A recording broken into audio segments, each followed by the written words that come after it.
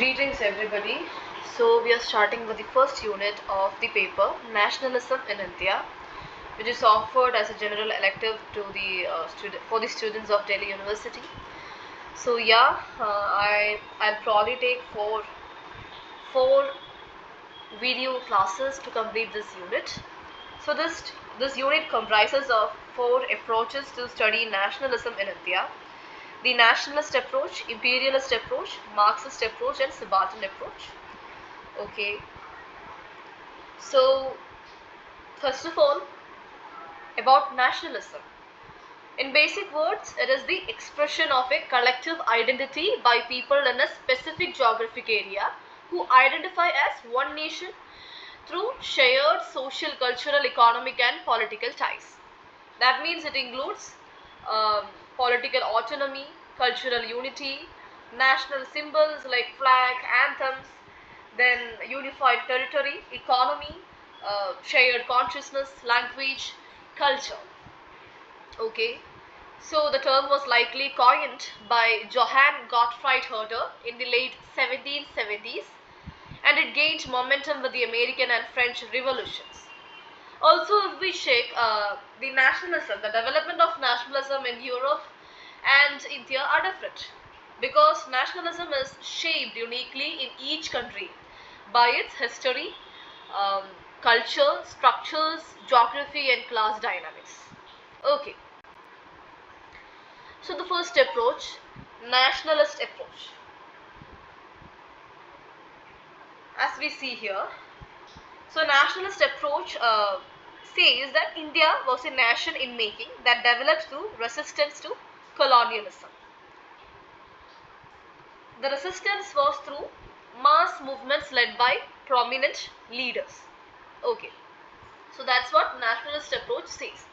So I have divided this nationalist approach into 7 parts, which includes the historical context, pre-colonial context, colonial context, then uh, response in India, then other scholars' perspectives, criticisms, conclusion, like that. Okay. So the first is the historical context. So when did this national approach emerge? First of all, when did this national consciousness emerge? It was between 17th and 19th centuries. Okay. The importance of this period is that it reflected the struggle against British colonial rule and the formation of a national identity. Okay. So unlike Europe, Indian nationalism emerged during modern times and under foreign domination.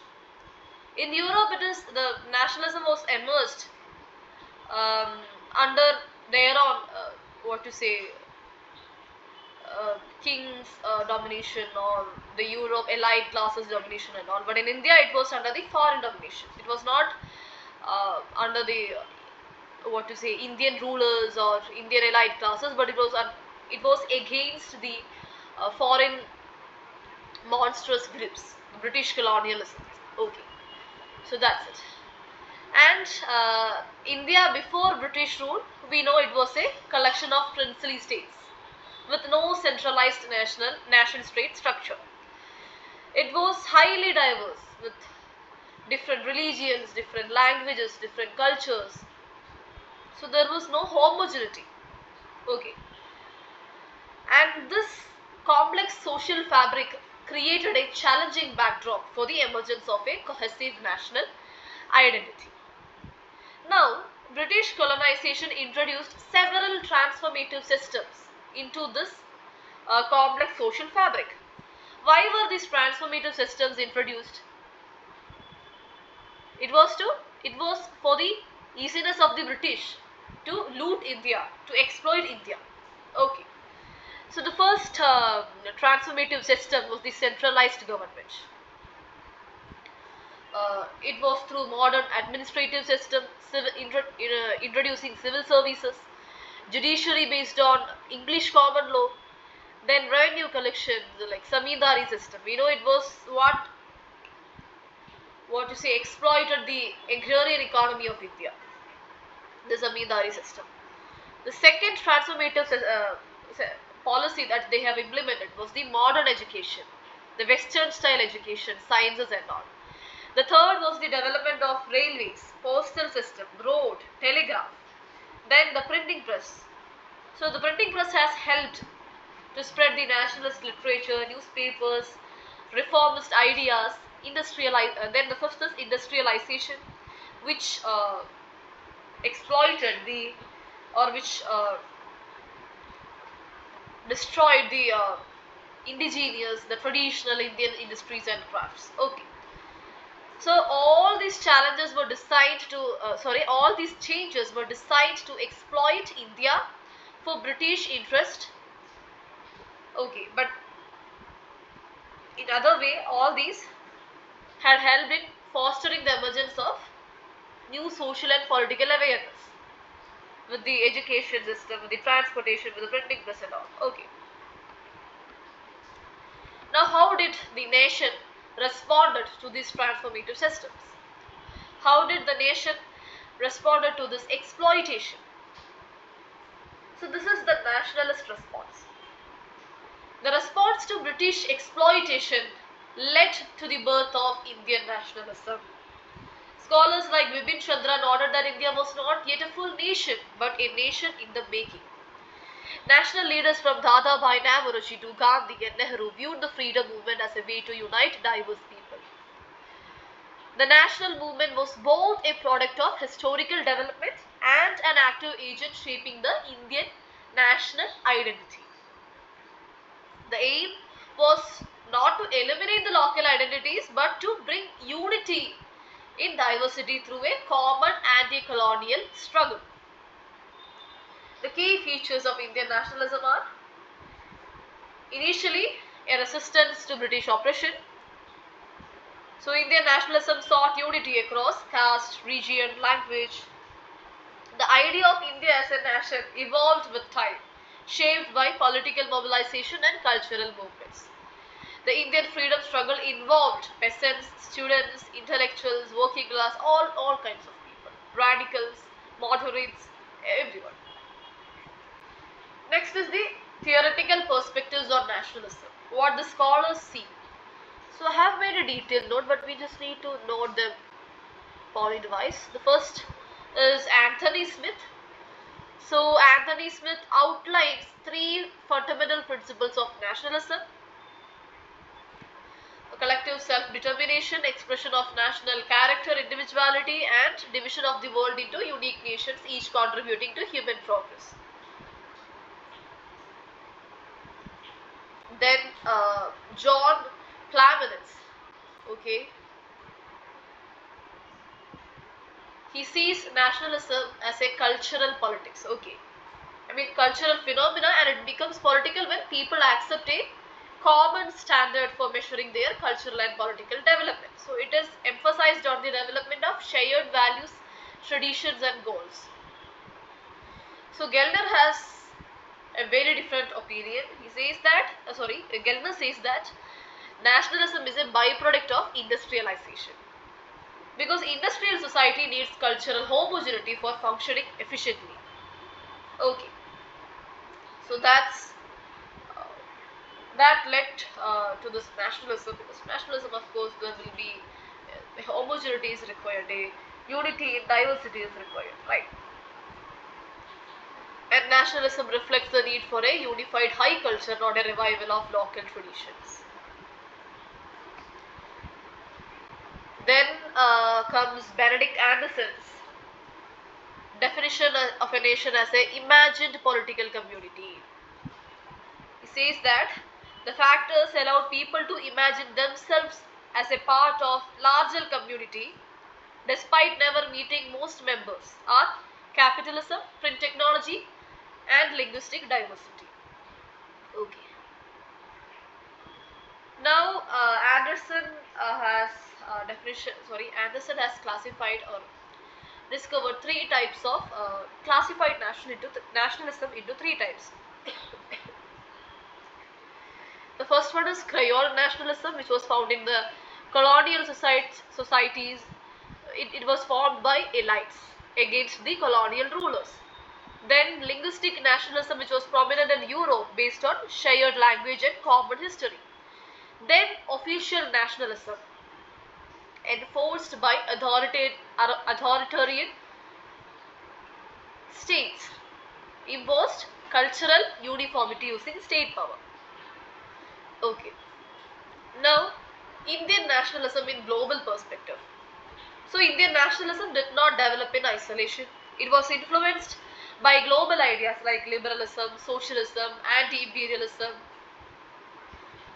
Then, Indian nationalism has inspired freedom movements in Asia, Africa, and Latin America. Okay.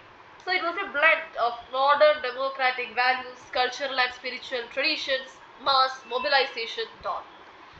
The Indian experience contributed significantly to worldwide anti-colonial thought and modern theories of nationalism. So from this we can conclude that Indian nationalism was unique, shaped by colonial oppression, deep social diversity and historical transformation. It was a historical process of unifying a fragmented society under a common cause. So it was both a response to British rule and a creative force for a united Indian nation. Unlike in many European nations, Indian nationalism emerged without a pre-existing national identity, proving the power of shared struggle and common vision. In essence, Indian nationalism was the product of both objective historical conditions and conscious political effort, deeply tied to the modern global evolution of nation states. That's with nationalist approach, and next is imperialist approach. Just a second, let me have some water.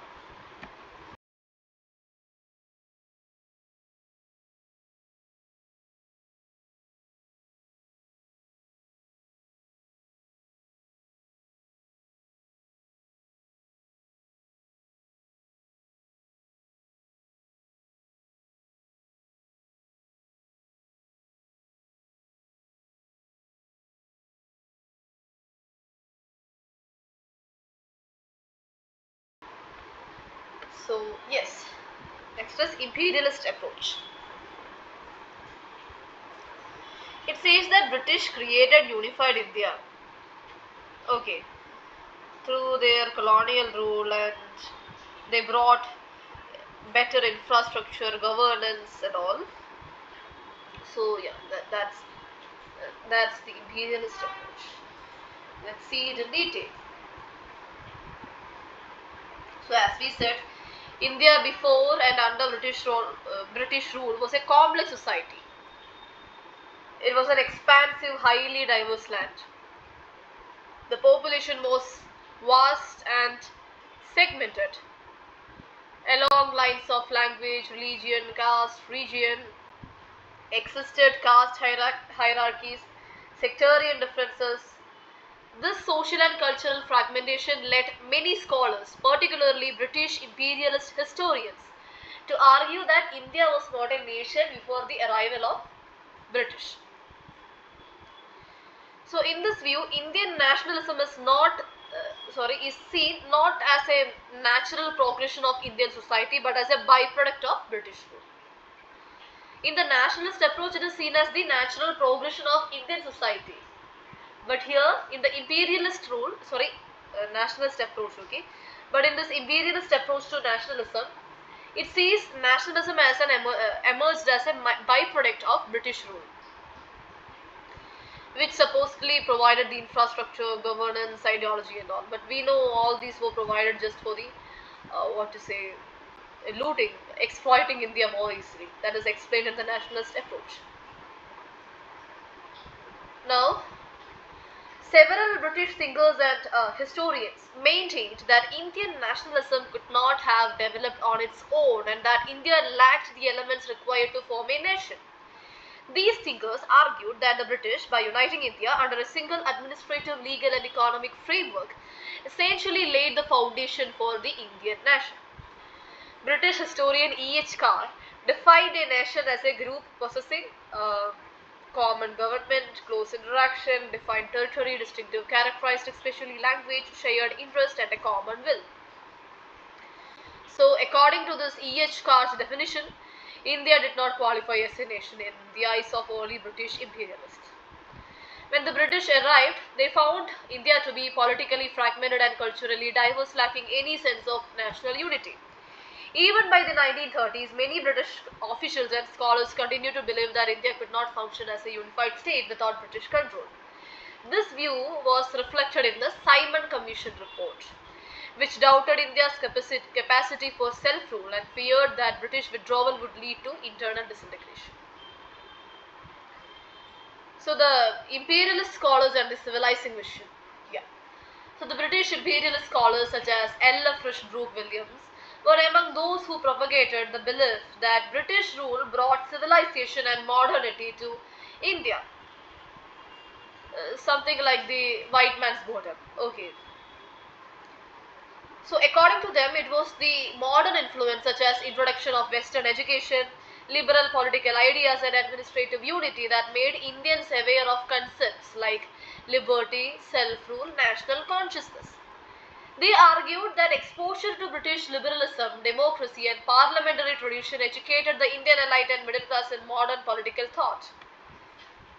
Whereas in the nationalist approach, we see that all these developed because of the, as a response to the oppression of the exploitation of the British rule. But here in the imperialist approach, they says that all this developed, this national consciousness developed because of the British, because of the reason that British introduced Western education, all these political ideas and administrative unity in India. Otherwise, if they hadn't introduced these concepts in India, they believe that there won't be any national consciousness.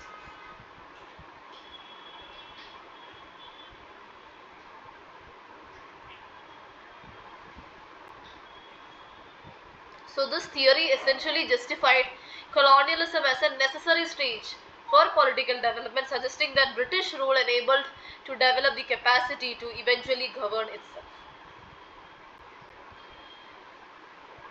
Now, Indian Marxist historian R.P. Dutt and others have strongly challenged this imperialist view. Dutt argued that democratic ideas and national movements across the world, including in America, France, Russia, were powerful influences on Indian nationalism. These revolutions served as inspirations for oppressed people across the globe, including those under colonial rule. Okay. Democracy is not the exclusive achievement of Britain. It is not necessary for a country to be colonized in order to develop democratic or nationalist consciousness.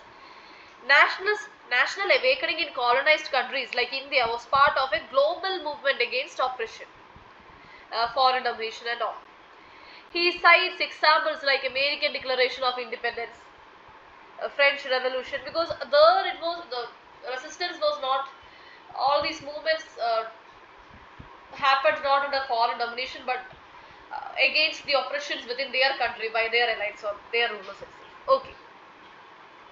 In India only, not only in India, some countries like India, China, here all the movements happened as against the foreign domination. Okay.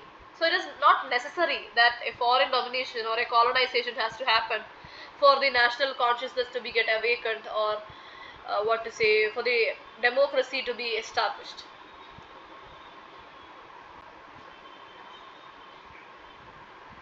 So this is the most important one.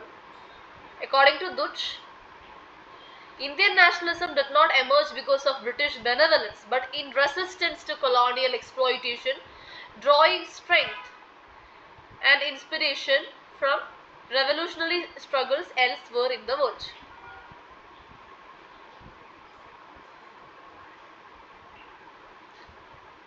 Now, Raja Ram Mohan Roy, we know the father of Indian Renaissance, a reformist who strongly advocated for modern education, social reform and rational thinking. So when he travelled to England in 1830s, Roy expressed support for the principles of the French Revolution, highlighting the universal appeal of democratic values. This early phase of Indian nationalism focused on social cultural regeneration and laid the groundwork for future political mobilization. Now, so we saw what R.P. Dutt had to say, and now INC, Indian National Congress role. So, These are the counter arguments. Okay, RP Dutt and Indian National Congress all are the counter arguments for this imperialist approach. So a key milestone, we all know, a key milestone in the in the institutionalization of Indian nationalism, making it a systematic, was the formation of Indian National Congress by A.O. Hume in 1885. So it was seen as a safety valve. Okay, INC was initially encouraged by British officials, seeing it as a safety valve, like a platform to contain growing political unrest among Indians by offering a controlled space for grievances. But it quickly evolved beyond British expectations. Though its early demands were moderate, focusing on administrative reforms and civil liberties, it gradually became the principal organization driving the Indian freedom movements.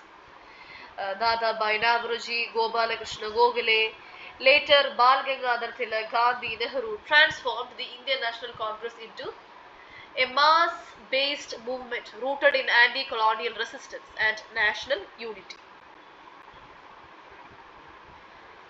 So these are the criticisms we saw for the imperialist approach. In the nationalist approach, the criticisms were that they were highly emphasized, the importance was given to the elite movements only.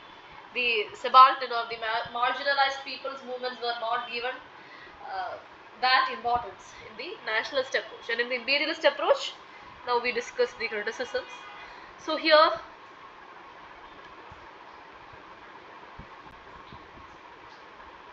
so the imperialist approach, concluding that, so this approach credited British colonialism with creating Indian nationalism has been widely rejected by the modern historians. While it's true that British rule introduced certain modern institutions, but those were deeply exploitative, racist and oppressive in nature. The struggle against this oppression was the real driver behind the growth of Indian nationalism. Indian nationalism was neither an accidental byproduct of colonial governance nor a gift of British political training. Instead, it was a deliberate, evolving and indigenous response to foreign domination, deeply rooted in both domestic reform movements and global revolutionary ideologies. Thus, far from being a gift of the British, the idea of an Indian nation was forged through struggle led by Indians and inspired by global currents of liberation and justice.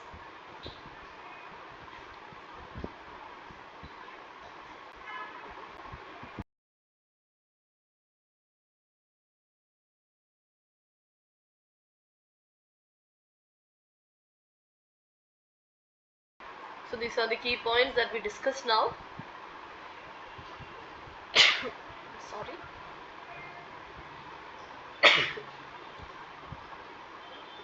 Yep. The counter arguments were of the R.P. Dutt, Raja Ram Mohan Roy,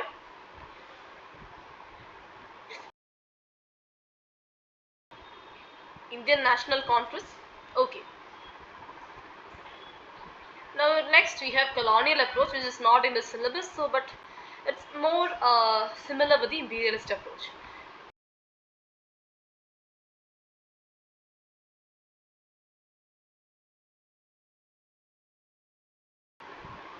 So it is characterized.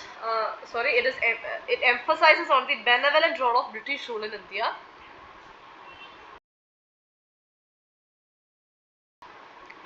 as it introduced modernity and governance to a fragmented society and even granted India independence willingly, showcasing its good intentions. Okay, so you can go through it by yourself. It was proposed by Bruce T. McQuilly. Um, yep. They also argued that India was not a nation in the making, but just a collection.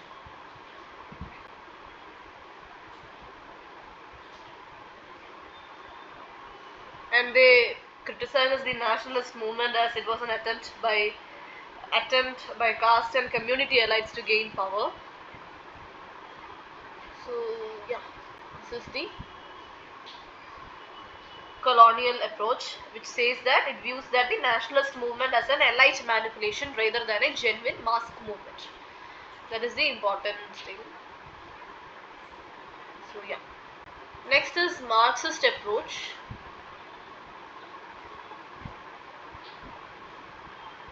Let me see if I can complete this as well. There's a lot, so I'll take the next. I'll take this in the next class. So with the next class, I'll be completing this unit with Marxist approach and subaltern approach. So that's it. Thank you.